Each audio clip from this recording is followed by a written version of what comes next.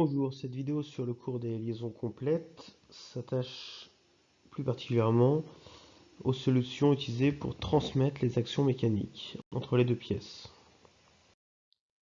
C'est donc des critères de dimensionnement qui nous intéressent pour prendre en compte donc les efforts ou les couples à transmettre entre les deux pièces en liaison complète.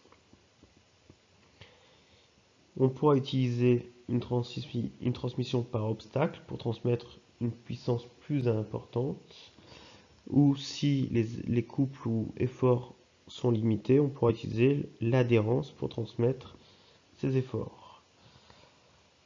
Suivant ces efforts, il faudra utiliser des volumes de dimensions plus ou moins importantes. Ces solutions participent généralement à la mise en position et non pas au maintien en position des pièces l'une par rapport à l'autre.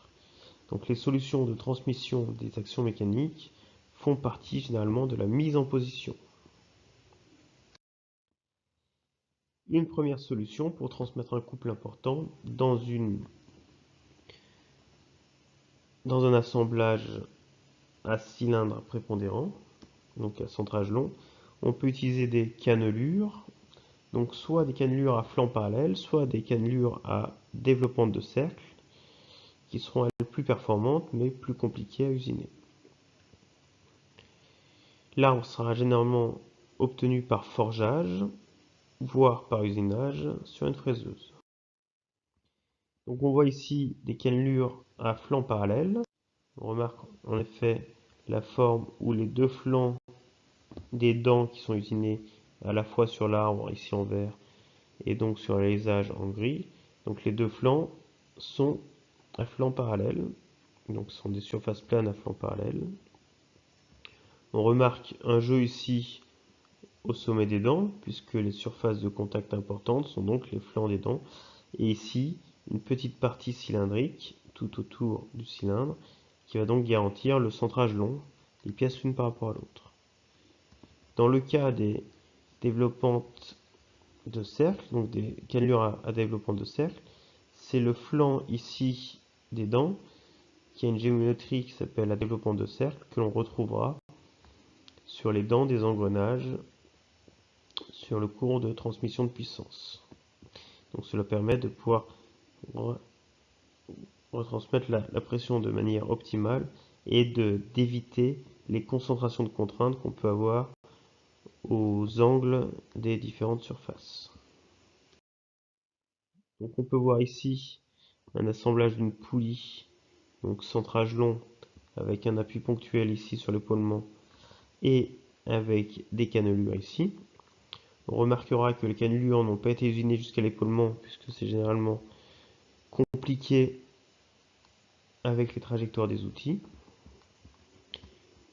Donc on assemble la poulie qui est mise en position, puis ici on utilise une rondelle et une vis CHC pour réaliser le maintien en position.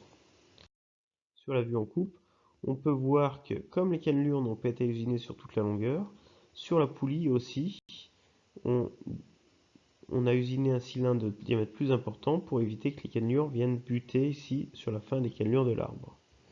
Donc on utilise des cannelures sur la poulie que sur cette surface-là. Donc on voit l'assemblage avec la réorientation sur l'épaulement, puis le montage en maintien en position avec la vis et la rondelle, et on remarque bien qu'on a un jeu ici entre la rondelle et l'arbre pour garantir que la vis en serrant va appuyer sur la rondelle, qui va bien appuyer sur la poulie, qui va aller s'appuyer sur l'arbre, et non éviter que la rondelle s'appuie sur l'arbre et que la poulie puisse flotter ici sur l'arbre. Donc ce jeu ici est très important pour le serrage et donc le maintien en position de l'assemblage. On peut ensuite utiliser une clavette qui va permettre de transmettre des puissances un peu moins importantes, mais c'est une solution qui est plus simple et plus économique à mettre en place. Les coupes transmissibles est moins élevé qu'avec des cannelures, mais plus qu'avec des goupilles. Ça peut être considéré comme une sorte de fusible qui va casser en cas de surcharge et éviter de casser les pièces. Par contre, les rainures que l'on usine sur les arbres affaiblissent ceux-ci et génère des concentrations de contraintes qui peuvent être préjudiciables.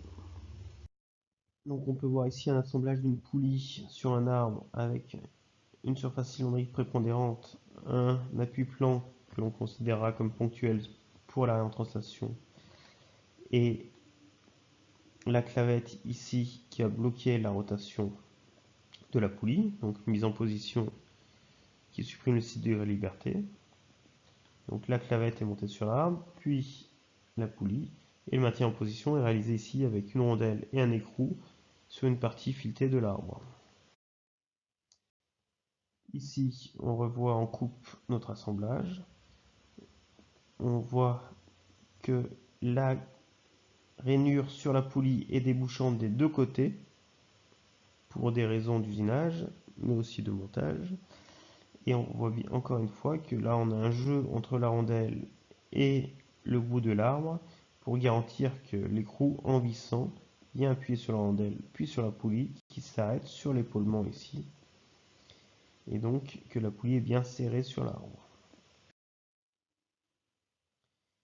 On peut rencontrer différentes géométries de clavettes, donc des formes A à deux bouts cylindriques, des formes B donc parallélépipédiques ou des formes C qui sont des formes mixtes.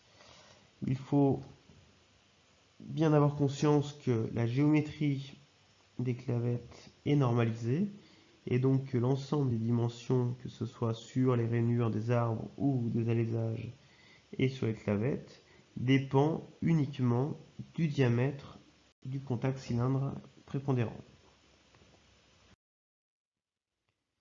Lorsque l'on veut dimensionner une clavette, ça va dépendre donc du couple transmissible, donc C, du diamètre du cylindre utilisé, de la hauteur de la clavette B et de la longueur de celle-ci. On peut ainsi estimer la pression de contact entre la clavette et l'arbre et vérifier que cette contrainte, que cette pression est inférieure à la pression admissible, donc avec des exemples qui sont donnés ici dans le tableau. Voici pour quelques solutions de transmission d'action mécanique par obstacle dans les liaisons complètes.